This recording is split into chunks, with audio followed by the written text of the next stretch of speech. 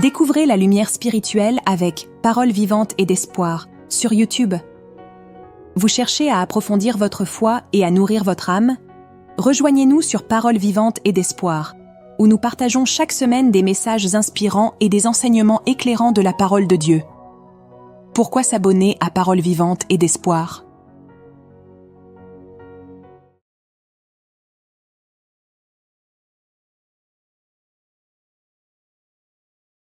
Bonjour à tous et bienvenue sur ma chaîne YouTube Paroles vivantes et d'espoir. Aujourd'hui, nous allons étudier ensemble Luc 22, versets 24 à 38. Si c'est votre première fois ici, n'oubliez pas de vous abonner et de cliquer sur la cloche pour ne rien manquer de nos prochaines vidéos. Et si vous êtes déjà abonné, merci de votre fidélité. Sans plus attendre, passons directement au sujet du jour. Luc 22, versets 24 à 38.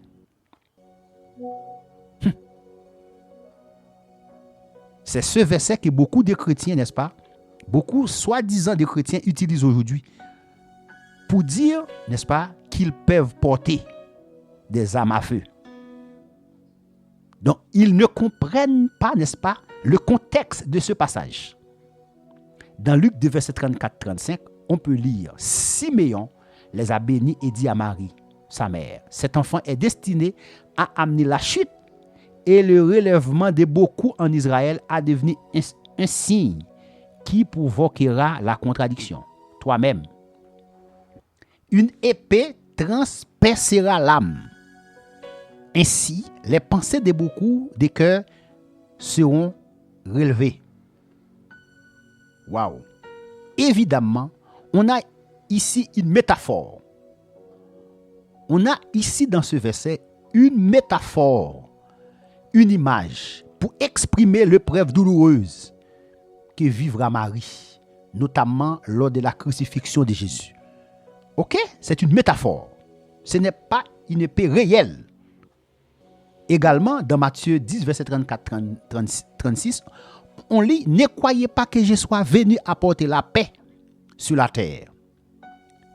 Je ne suis pas venu apporter la paix, mais l'épée. » Waouh! Matthieu 10, verset 34-36. On lit « Ne croyez pas », maintenant c'était la parole de Jésus, « Ne croyez pas que je sois venu apporter la paix sur la terre. Je ne suis pas venu apporter la paix, mais l'épée.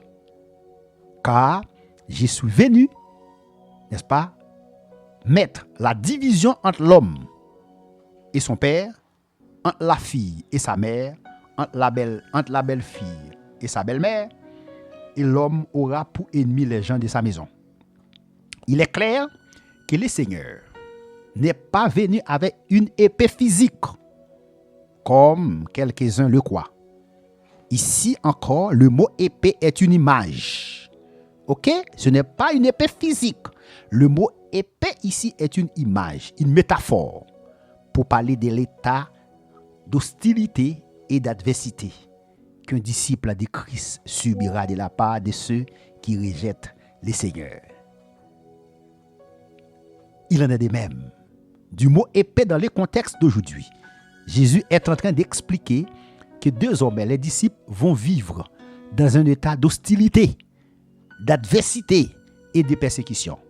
Les maîtres sera rejeté, arrêté, jugé, maltraité et crucifié comme un malfaiteur. Et eux, ils seront considérés comme les disciples du malfaiteur. Ah, c'est ça. N'est-ce pas? Ils seront considérés comme des disciples du malfaiteur. Parce que Jésus, n'est-ce pas, est mort comme un malfaiteur. Ok? Les disciples seront considérés comme les disciples du malfaiteur, des ennemis à battre. Cela, c'est bel et produit. L'église primitive a été persécutée. Les disciples ont été menacés, battus, jetés en prison. Et certains ont été tués. L'apôtre Jacques a été tué par l'épée. Paul, qui au début persécutait l'église, a été lui aussi maltraité après sa conversion, exécuté quelques années plus tard. L'histoire témoigne que sous l'empereur Néron, des chrétiens ont été mis dans des arènes pour que des lions les dévorent. Oui, de matures ont été exécutés et certains ont été brûlés vifs à cause de leur foi. Vous serez haïs tous à cause de mon nom. Alléluia. A dit Jésus.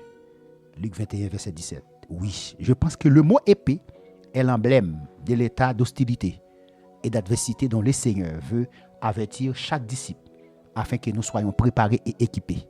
Autrement dit, nous devons être forts, fermes et résister dans l'épreuve. N'a-t-il pas dit à Pierre, quand tu seras revenu, affermis tes frères? Mais les disciples ont compris son propos selon la lettre, en ce moment précis. Plus tard, ils comprendront vraiment. Et ils présentèrent au Seigneur 2 épées. Jésus aurait pu leur dire, arrêtez vos conneries. C'est ce que je dis à mes gars quand ils multiplient les enfantillages. Mais Jésus a simplement dit, c'est assez. Oui, selon les compréhensions des choses et pour l'usage qu'ils allaient faire de ce genre d'épée. 2, c'était vraiment assez. Jésus savait que Pierre allait utiliser une seule épée et que les disciples comprendraient par la suite que le combat spirituel ne se gagne pas avec des armes physiques. 4e point pour terminer. L'épée de l'esprit, c'est la parole de Dieu. La Bible nous exhorte à nous revêtir de toutes les armes de Dieu afin de pouvoir tenir ferme contre les manœuvres du diable et surmonter toute hostilité. La Bible parle d'une épée sans laquelle aucun disciple de Christ ne peut être un soldat qui plaît au chef suprême. Sans cette épée, il est impossible de marcher par l'esprit et de remporter des victoires. Ephésiens 6, verset 17 dit ceci, prenez aussi l'écasse du salut et l'épée de l'esprit, qui est la parole de Dieu. Oui, la parole de Dieu est la puissance épée qui nous aide à marcher par l'esprit et à avancer quelle que soit l'adversité et les épreuves. Selon Hébreux 4, verset 12, la parole de Dieu est vivante et efficace, plus acérée qu'aucune épée à double tranchant. Prenons la résolution de vivre selon elle, car toute écriture est inspirée de Dieu et utile pour enseigner, pour convaincre, pour corriger, pour instruire dans la justice, afin que l'homme de Dieu soit accompli et propre à toute bonne œuvre. De Timothée 3, verset 6. Soyons donc des hommes et des femmes accomplis, humbles, serviables, équipés de la puissance épée divine. Des hommes et des femmes propres à toute bonne œuvre, dans les moments paisibles et dans les temps d'épreuve. Amen. Et voilà, c'est tout pour aujourd'hui. J'espère que cette vidéo sur Luc 22, verset 24 à 38 vous a plu et que vous avez appris quelque chose de nouveau. N'hésitez pas à laisser un commentaire pour partager vos pensées et poser vos questions. J'adore lire vos retours. Si ce n'est pas déjà fait, pensez à liker la vidéo et à vous abonner pour ne pas rater les prochains contenus. Merci d'avoir regardé et à très bientôt pour une nouvelle vidéo.